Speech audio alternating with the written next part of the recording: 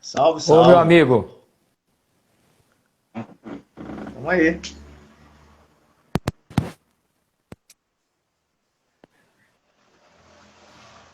e aí, Gessé, tudo bem?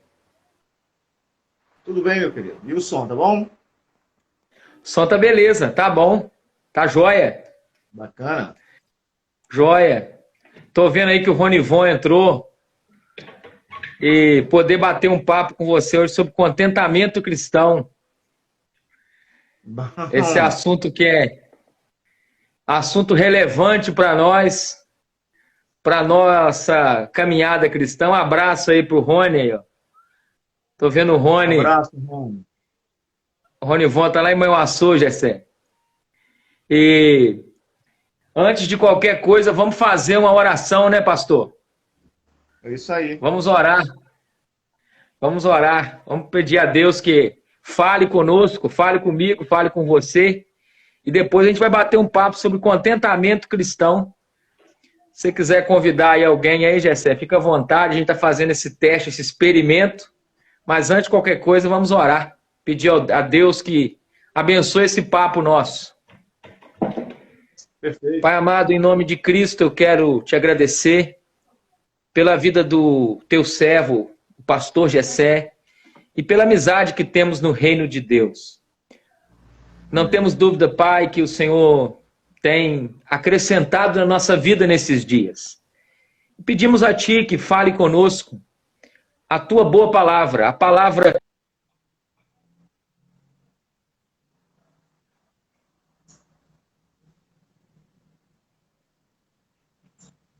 este bate-papo nosso e edificar a nossa vida pelo poder que existe nos méritos de Jesus Cristo, nosso Senhor e Salvador.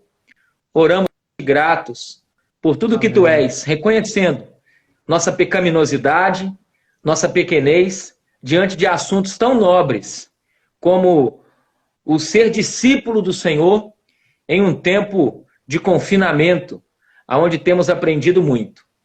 Te É agradecemos, ó verdade. Pai, em nome de Cristo. Amém. Amém. Maravilha. É isso aí, pastor. Mas, pastor, eu quero começar te fazendo uma pergunta.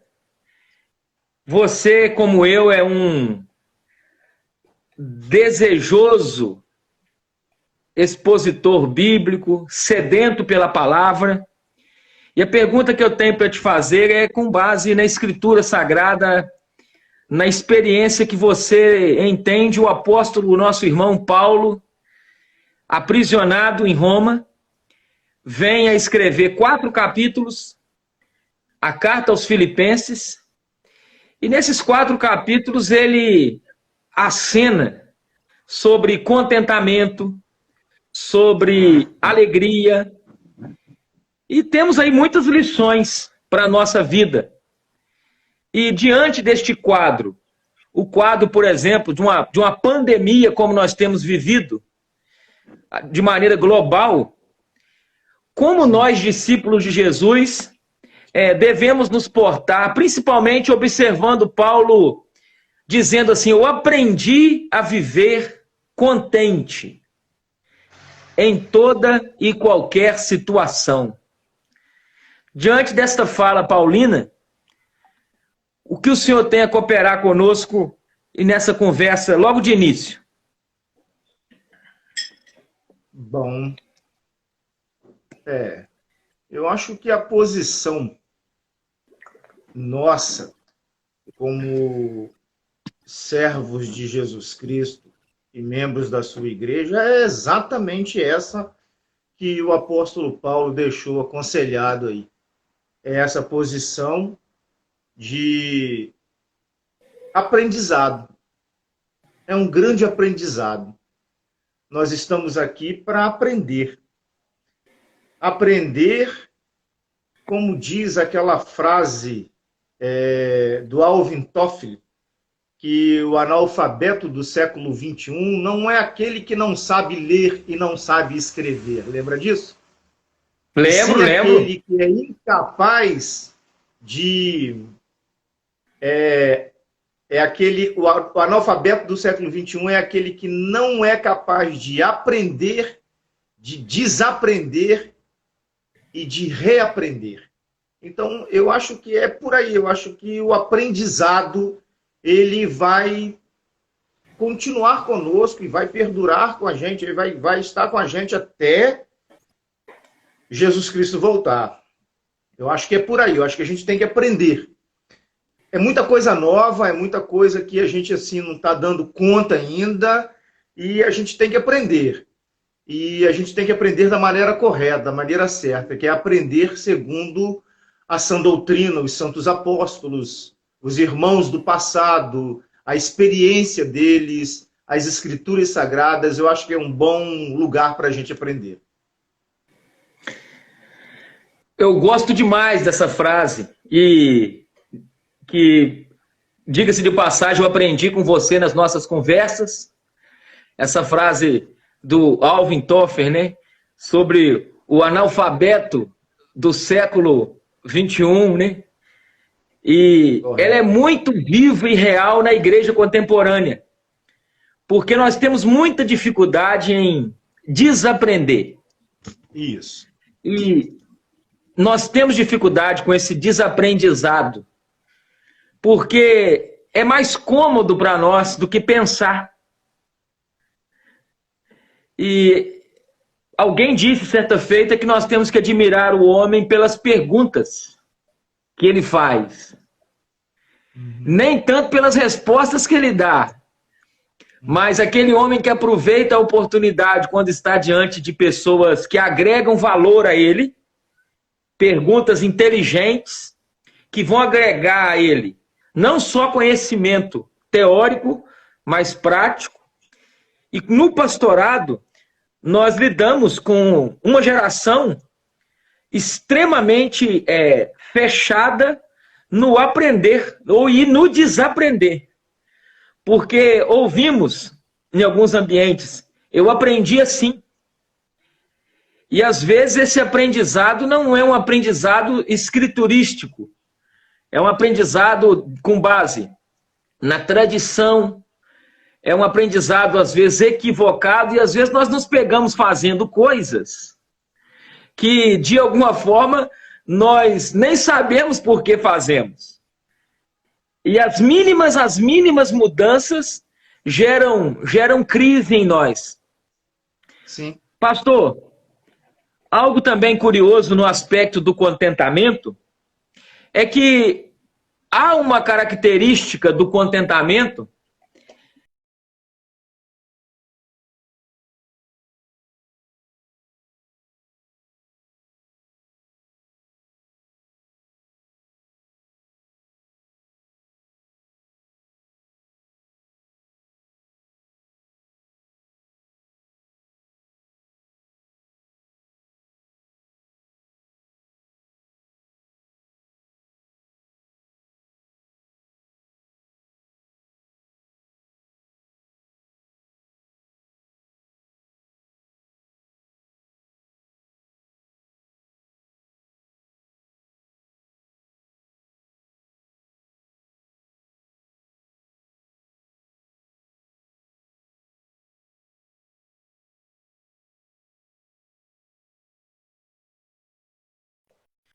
quando nós, de alguma forma, somos descontentes com o nosso momento particular, entendendo que prossigo para conquistar.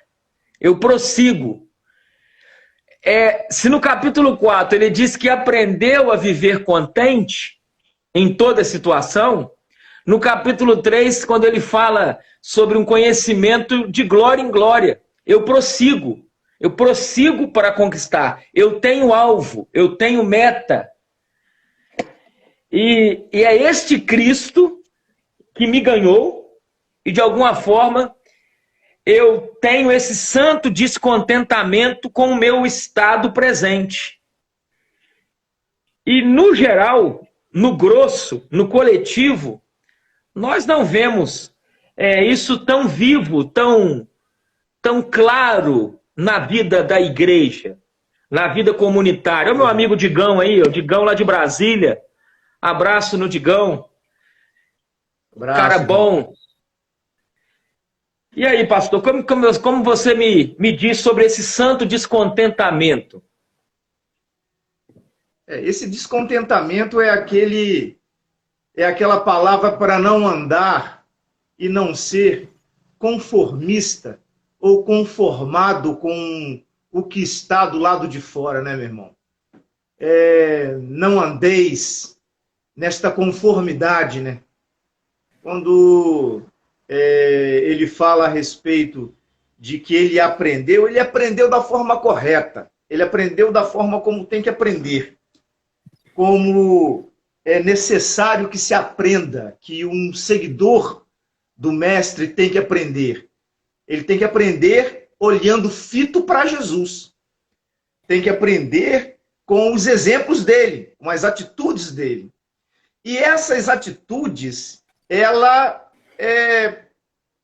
passa para ser cotidiana minha. As atitudes do mestre passam a ser as minhas atitudes. Eu vou aprender na observação. Eu não vou aprender na escrita. Eu não vou aprender nos livros. Eu não vou aprender nas universidades. Eu vou aprender nos gestos. Eu vou aprender nas atitudes. Eu vou aprender na prática. Eu vou aprender no cotidiano. Eu vou aprender honrando os meus compromissos. Eu vou aprender honrando pai e mãe. Eu vou aprender honrando as minhas dívidas, saldando as minhas dívidas, comprando e pagando. Eu vou aprender obedecendo, respeitando o lugar do outro, sendo respeitoso, dando o lugar, dando a vez. Eu vou aprender na prática, é assim que se aprende.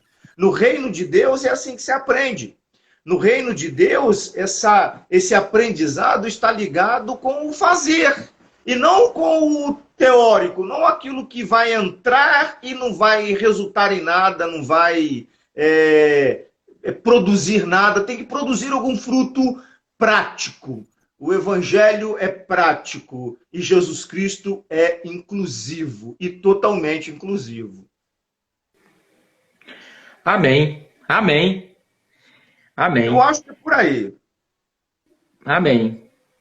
Eu me lembro de uma fala também de Paulo na carta aos Filipenses, no verso 3. O apóstolo Paulo diz assim: eu dou graças ao meu Deus por tudo que recordo de vós. Dou graças ao meu Deus por absolutamente tudo que eu lembro de vocês. E se nós nos atentarmos ao início desta comunidade de fé, a comunidade de Filipenses, a comunidade da Macedônia, está lá em Atos dos Apóstolos, o livro escrito por Lucas, o médico. Certo. Em Atos 16, é completamente antinatural Paulo iniciar essa carta dizendo que eu dou graças a Deus por tudo que recordo de vós. E ele diz no verso 5, desde o primeiro dia até agora, eu lembro de vocês em minhas orações. Glória a Deus. Glória a Deus. E quando olho para Cristo, e este Cristo que de alguma forma ele abraçou este homem chamado Saulo, este Paulo, este pequeno, e nós vamos nos sentindo também irmanados em Paulo, porque o Senhor, como muitos dos que também nos ouvem ou vão nos ouvir, sabem o que é enfrentar talvez não a prisão de fora, mas a prisão interior, aquela prisão injusta de Atos 16, que é uma prisão do pensar, é uma prisão de algo, de mente, de maneira que a prisão, quando Silas canta, quando Paulo canta, à meia-noite, aquela prisão se abre, o carcereiro, o processo de salvação daquela família ao ver o Paulo e aquela família dizendo a Paulo: o que eu tenho que fazer para ser salvo? E aí Paulo olha para aquele homem à beira de um suicídio. À beira de um suicídio. Aquele homem ouviu de Paulo: crê no Senhor Jesus, não te faças mal nenhum. Não te faças mal nenhum, porque todos nós estamos aqui. Crê no Senhor Jesus e será salvo tu e a tua casa. Meu Deus. Então, eu tenho sido muito enriquecido, meu amigo Gessé, pela realidade do contentamento ao observar o descontentamento em mim, o descontentamento pecaminoso, o descontentamento natural, a murmuração latente da minha natureza adâmica, e essa luta entre carne e espírito, essa luta que é diária, e é diária. Correto. De maneira que eu tenho que dizer para o meu coração todos os dias, para ele se apossar, para ele crer, para pegar a chave do reino e abrir a porta dessa prisão, essa prisão da mente, que insiste em mentir para mim, dizendo para mim que eu não sou, mas eu em Cristo digo a esta prisão: em Cristo eu posso, em Cristo eu sou, e em Cristo eu estou até aquele dia. Até aquele dia. Que maravilha. Então, querido, ao Elivander aí, amigo, amado irmão, preciosíssimo. Então, pastor, qual é o caminho que o senhor gostaria de acrescentar para a gente orar nessa noite que o senhor escolheu para nós batermos esse papo? Então, pastor, ouvindo a sua explanação aí, a sua reflexão a respeito do nosso apóstolo, né? Paulo. Rapaz, meu irmão, o Paulo é um nível de consciência muito bom. Eu acho que falta níveis de consciência, Paulo, no mundo. Falta níveis de consciência de Daniel no mundo. Falta níveis de consciência de Pedro no mundo. Falta níveis de consciência de Timóteo no mundo. Falta nível de consciência de Jó. Falta nível de consciência de Noé. Falta nível de consciência de Abraão. Falta nível de consciência de Sara. Falta nível de consciência de Débora. Falta nível de consciência de Sintique, de Quarto, de Secundo, de Aristóbulo, de Epêneto. Falta nível de consciência de Áquila, de Priscila. Falta nível de consciência de igreja. Esse nível de consciência desses irmãos que não veem essa melhora, essa igreja, essa coisa fantástica que é esse poder dunamis que está disponível para nós do lado de fora. Como o senhor acabou de colocar, pastor. O apóstolo Paulo diz assim: eu me lembro, ele traz para dentro, ele não coloca para fora. Ele traz para dentro, eu me lembro, eu me recordo. É para dentro, meu irmão. O evangelho é vivido do lado de dentro. O evangelho não é vivido para o lado de fora. O evangelho ele tem que ser interiorizado. E eu tenho que trazer a memória, como diz o Jeremias. É para dentro. De capa a capa, lá do Gênesis ao Apocalipse, eu vou ver essa linguagem nas Escrituras, sendo um convite para você voltar para o seu interior. Amém. E descobrir dentro de você essa pegada do Evangelho. Essa coisa gostosa de ser quem você é. Nele. Existindo nele. Porque ele é que é a essência. Ele é que é a verdade. Ele é que é a vida. E aonde que está ele? Ele está em Jerusalém, pastor? Ele está crucificado? Ele está lá no Santo Sepulcro, ele está em Roma, ele está no céu, ele está no paraíso. Onde que ele está, meu irmão? Ele está dentro, ele está na minha consciência, ele está dentro de nós. Ele habita dentro de nós, ele está dentro de nós. Então, se eu quero ver Jesus, se eu quero ter comunhão com Jesus, é para dentro que eu tenho que olhar, é para dentro que eu tenho que ir, e não para fora. E não fazer peregrinação do lado de fora. E não fazer caminhadas do lado de fora. Eu tenho que olhar para dentro. O caminho é do lado de dentro. Amém. E eu acho Amém. que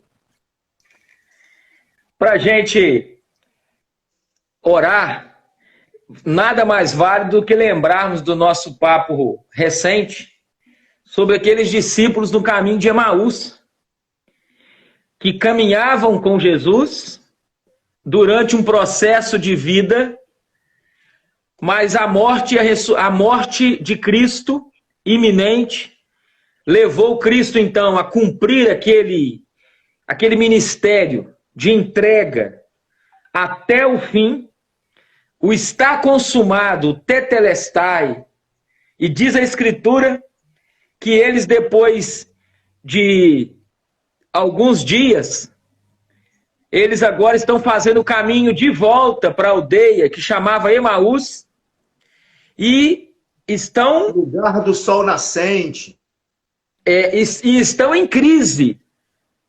E a crise deles, ela é verbalizada assim: nós esperávamos que fosse ele que havia de redimir a Israel. Esperávamos. Mas hoje já é o terceiro dia desde que tais coisas aconteceram. E absolutamente, o coração deles está triste, discutindo sobre Cristo, e o próprio Cristo ressurreto aparece no caminho. E quando Cristo faz a caminhada ao lado deles, diz a Escritura que Cristo começa agora a expor acerca dele tudo o que estava escrito nos profetas, nos livros escritos por Moisés, nos Salmos, e diz a palavra do Senhor que ele, de alguma forma, disse a eles assim: nécios, nécios e tardos de coração, para crer tudo o que os profetas disseram. Não era necessário que o Cristo padecesse e entrasse na glória. Pastor, uma das coisas mais difíceis para a igreja contemporânea, com toda a sua miscelânea, ela tem dificuldade de assimilar sofrimento com glória. Porque a glória, ela de alguma forma, a igreja, ela crê muito na purpurina. É uma glória de purpurina. É uma glória para fora, é uma glória externa, é uma glória exterior, é uma glória vista. E sofrimento, nós vemos isso desde os pais da igreja, chegando nos reformadores, por toda a história da igreja cristã. O sofrimento, alguém já disse, que é como você... E Pedro disse isso, que o fogo vem para provar o ouro. Correto. E disse Pedro àqueles irmãos da dispersão, né? Não estranheis o fogo ardente que surge no meio de vós, destinado a provar-vos, como se alguma coisa extraordinária vos estivesse acontecendo. Não estranhe isso, porque a palha teme o fogo, o ouro não. E quando Cristo falou do sofrimento e da glória, ele fez menção de passar adiante. Mas eles o constrangeram, dizendo: fica aqui conosco. O sol já declina, fica com a gente. Aí, pastor, veja que coisa bonita. O Senhor Jesus Cristo, ele de alguma forma, ele é muito amado por eles, mas ele não é reconhecido por eles ali. Eles não estão com os olhos abertos. Eles querem que o Cristo fique com eles, mas eles não reconhecem que aquele ali é o Cristo. Eles estão com a mente no Cristo crucificado, no Cristo da sexta-feira. E do aí... lado de fora. E o que acontece? Diz a Escritura que eles pedem aquele homem para ficar com eles porque a noite é perigosa, tem ladrões na estrada, fica com a gente, o caminho é perigoso. E Cristo condescendeu com eles, desceu mais uma vez, até o Cristo ressuscitado, ele desce pelo privilégio de servir aqueles discípulos. Ele vai para aquela casa, eles preparam lá, não sei se ficaram 1 hora, 2 horas, 3 horas.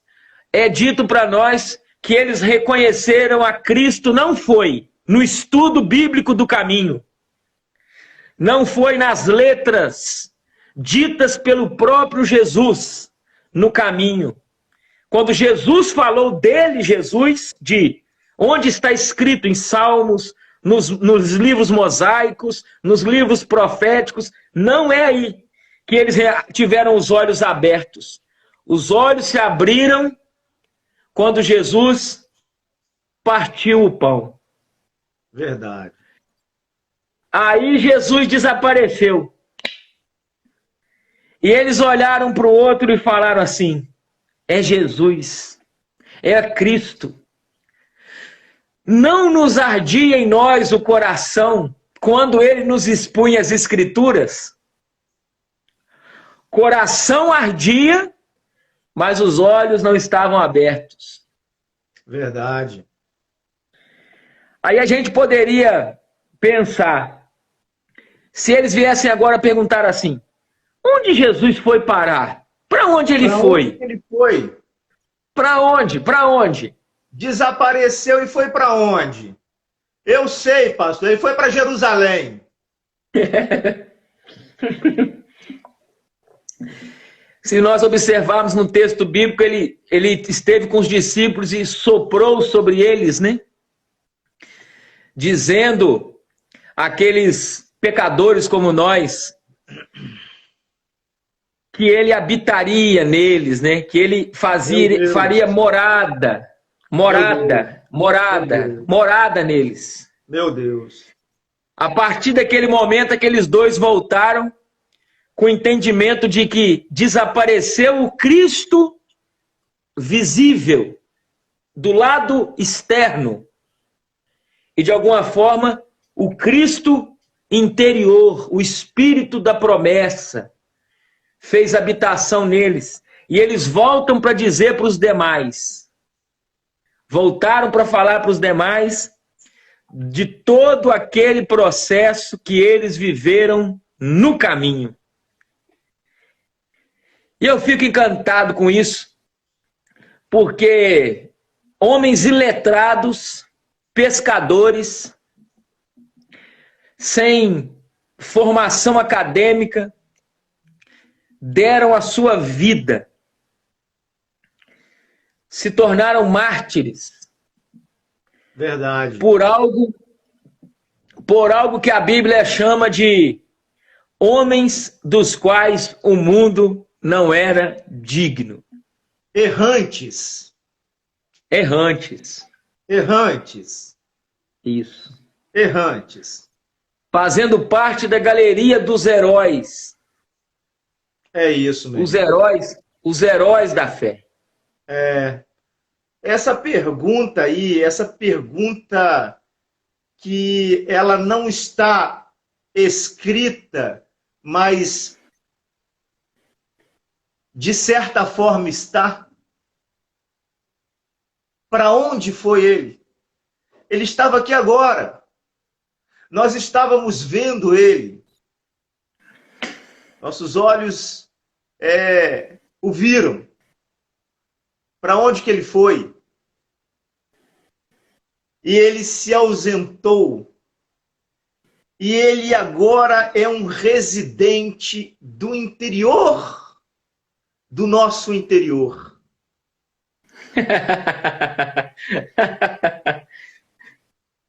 Ele é um interior, ele é um residente, ele é um Cristo da minha consciência. Ele é um Cristo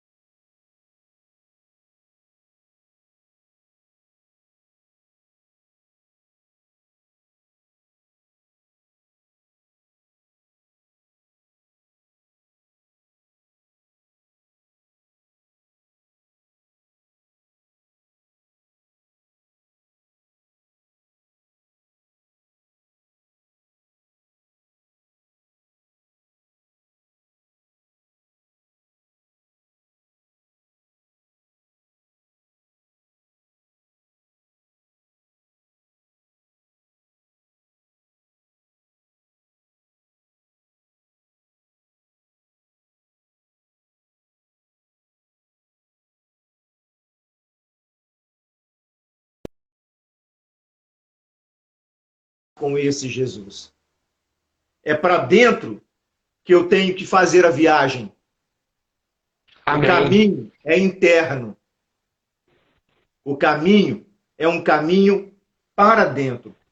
Aí sim, meu irmão, nós vamos ter uma comunhão gostosa com esse Jesus. E que eu vou falar uma coisa para você, pastor.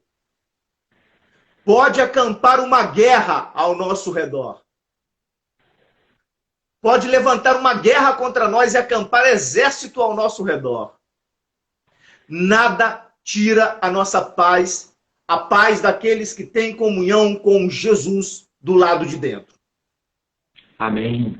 Amém. Amém. É uma questão de entendimento. Eu acho que uma palavra simples que tem aí que a gente precisa entendê-la melhor, que é compreensão. Compreensão. Essa palavra ela precisa estar mais próxima na nossa boca, na nossa língua, Amém. na nossa fala. A gente precisa compreender. A gente precisa Amém. entender as coisas. Porque, como o Senhor mesmo disse, esse entendimento fechado, ou essa prisão de alma, essa prisão de mente, isso é coisa de cadeira. Cadeira é que eu coloco ela num lugar e ela não sai dali, porque ela não pensa. Ela tem que ficar ali onde eu a coloquei. Eu não. Eu não tenho que ficar onde as pessoas querem que eu fique. Aonde os líderes querem que eu fique, aonde a religião quer que eu fique, aonde o governo quer que eu fique, aonde os homens querem que eu fique. Eu tenho que ficar aonde Deus me colocou.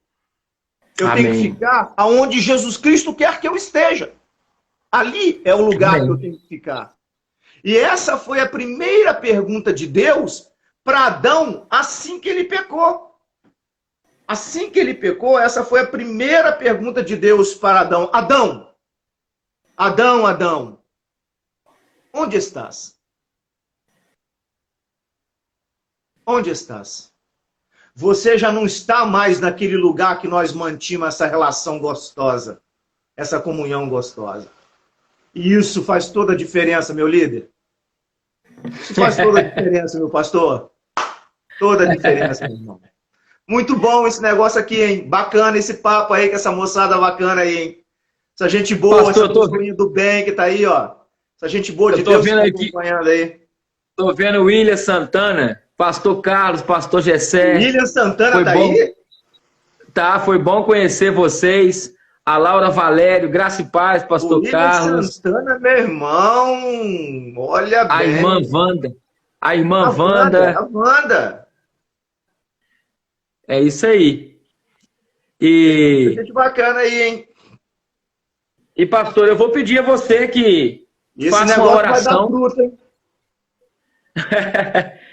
eu vou pedir a você que faça uma oração, colocando a vida desses irmãos, a nossa, e esse tema, contentamento, que é algo tão necessário em Cristo, para cada um de nós, discípulos do Eterno. Ora por nós, depois nós vamos encerrar. Um abração para todos e que Deus continue nos ajudando, fortalecendo. Bom demais conversar com você, meu irmão. Amém, querido. É sempre um prazer, uma honra a gente bater esse papo, né?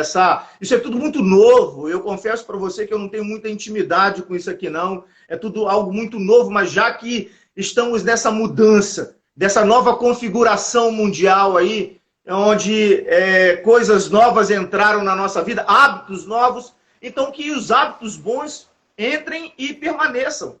Né? É bom demais esse bate-papo aqui, essa comunhão gostosa aí, essas pessoinhas do bem que estão participando conosco aqui, sejam vocês abençoados. Estejam vocês abençoados, a casa de vocês sejam abençoados, os empreendimentos de vocês sejam abençoados, em nome de Jesus, pela graça do Eterno. Que a graça alcance vocês. Amém? Vamos orar, então. O Ronivon está encorajando a gente aqui. Ó, agora que o negócio está fluindo, vocês vão parar? Ah, meu Deus! Ronivon, gente boa. É isso aí, meu irmão. Tudo que é bom também acaba. O meu amigo, o pastor lá que trabalha com o pastor Edilson, Alexandre, só brincando com a gente, só tem mestre. Pastor Alexandre, um abraço, meu irmão. Saúde e bem para ti e para sua família aí. E o ministério, glória a Deus, hein? Satisfação. E tem um amigo meu de infância que eu considero muito, Edgar Fernandes Cateringe, mora lá em Vila Velha. Entrou e mandou um abraço para mim. Edgar, um abração. Capixaba, gente boa de Deus. Vamos focar esse negócio aí, hein? É isso aí. O Edson Cardoso, é lá de Una. Lá de Una. Tem uma aliança de pastor. amor com essa terra aí, viu, irmão? Tem uma aliança de amor com o Espírito Santo, hein? Aí, olha. Pastor Jessé, então ora para nós, por todos os que estão nos dando o privilégio de estar no nosso papo. E amanhã, se Deus permitir, a gente está junto aí nessa hora bendita. Uma hora bendita. Esse momento de abundância. Esse momento, pastor, que é abundantemente. Amém. Abundantemente. Aqui. Abundantemente. Aqui. Amém. Nós vamos orar e nós vamos colocar a vida dos nossos participantes aqui diante de Deus, da sua presença. Meu irmão, eu creio no poder da oração. Eu creio no poder das mãos que se levantam. Eu tenho aprendido uma coisa e eu quero ministrar isso na sua vida. Eu tenho aprendido a ouvir os sentimentos. E eu tenho aprendido que ouvir os sentimentos é uma nova forma de ouvir. Às vezes, ouvir os sentimentos é muito melhor do que ouvir palavras. Porque nas Escrituras diz assim, tende em vós os mesmos sentimentos que houve em Cristo Jesus. Amém. Tem muitas pessoas, queridos, muitas pessoas, eu conheço muitas, você também conhece. Com certeza você conhece e convive com pessoas assim, que falam muito pouco, mas que têm um sentimento aguçado, que estão sentindo muitas coisas, um turbilhão de sentimentos. Ouvir estes sentimentos é necessário. Amém. Preste atenção. Um depressivo, ele fala muito pouco, mas ele está sentindo muita coisa. Sim, pai. Uma pessoa que está com a intenção de suicidar-se, ela fala muito pouco, mas ela está sentindo muita coisa. Então nós vamos orar. Eu vou orar por você agora. Eu vou orar pela sua vida. Eu vou orar pela sua casa. Eu vou orar pela sua família, pelos seus empreendimentos. Eu vou orar com palavras, mas eu vou trazer você para dentro de mim. Eu vou hospedar a sua vida dentro de mim. E eu quero sentir você. Eu quero sentir a sua necessidade. Eu quero sentir a sua dor. E eu quero sentir a sua alegria. E aí sim, meu irmão, nós vamos fazer uma oração e uma corrente poderosa de transformação e de renovação, que eu tenho certeza que a sua quinta-feira vai ser completamente diferente. Põe fé e põe sentido no que eu estou falando com você. Em nome de Jesus. Em nome de Pai Jesus. bom, a sua bênção. Amém. A sua bênção, Pai, porque nós precisamos desta bênção. Amém, Pai. A sua bênção, Deus, porque nós precisamos que o Senhor estenda as suas mãos para nós, Pai. Senhor, nós estamos num momento muito conturbado da nossa história. Um momento, ó Deus, onde as pessoas estão incrédulas. Onde as pessoas estão desacreditadas. Onde as pessoas estão sem norte e sem sul. As pessoas estão sem uma âncora firme na alma. É verdade. Mas nós clamamos pelo poder do sangue de Jesus Cristo sobre a vida delas. Amém. Nós clamamos, meu Deus, para que o Senhor estenda as tuas mãos poderosas sobre a vida dessas pessoas que estão nos assistindo agora. Sim, Pai. Sobre o lar de cada uma delas. A família, a saúde, as finanças. Meu Deus, a tua palavra diz, pois o meu Deus, segundo a sua riqueza em glória, há de suprir em Cristo Jesus cada uma das vossas necessidades. E eu creio e afirmo, Senhor, que o nosso Deus não vai nos deixar faltar nada. Há de ter pão na nossa mesa, para a nossa alimentação, para o nosso mantimento e para ajudarmos a manter tantos quantos o Senhor designar. Amém, Pai. Abençoa, meu Deus, esses que estão com dificuldade, sim, esses Pai, que estão passando por períodos difíceis. Entra agora, meu Deus, com a vossa ação poderosa na mente deles. E diga-lhes, ó Deus, o que dissestes para Paulo aos Efésios. Desperta, ó tu que dormes. Ponte em pé. Amém. E Cristo te esclarecerá. Esta é a oração desta noite, Pai, que nós fazemos no poderoso nome de Jesus Cristo. E para a tua glória. Amém. Amém. Senhor. Amém. Glória a Deus. Glória a Deus, pastor. Pastor, bacana, aqui o Edgar, o Edgar do Espírito Santo, meu amigão. E você sabe que amigo nem sempre você precisa, às vezes, estar junto. Quando você volta, você já está no mesmo clima, né? Com certeza. O Edgar disse aqui, eu precisava ouvir isso. Eu precisava ouvir isso. Muito obrigado. O Roberto Viana 12. O Roberto Viana, irmão, lá do São Caetano do Sul. Isso. Ele está, amém, Jesus Cristo, que seja assim na nossa nação. Amém. A Wanda agradecendo, o Rony brincando aqui com a gente. Nós estamos acostumados com 50 minutos para mais. Opa! Meu Deus! O Rodrigo lá de Barra de São Francisco, ó, quando eu crescer eu quero ser igual a vocês. Eu me espelho em vocês. Ô, Rodrigão, um abraço aí no pastor Itamar Júnior. Gente boa. Eita glória! E a Claudinéia Souza, o Gotardo Campos, enfim. Que Deus abençoe. Claudinéia é minha ovelha. Ai, que coisa boa. Bom demais. Então, pastor, nós... Que coisa bacana, senhor. Então, nós vamos... o William Santana, eu quero anotar tudo isso, hein? o primor musical, o Eli, irmão do Edilson, Marcos, o Eli de Manhumirim. Lá do Manhumirim. Terra Dínamo, cidade Dínamo. Dínamo. Pastor, então aqui, um abraço. Deus permitindo, satisfação, segundo papo. Obrigado a todos. Deus nos abençoe. Deus abençoe a todos aí, em nome de Jesus. Um abraço. Fiquem na paz.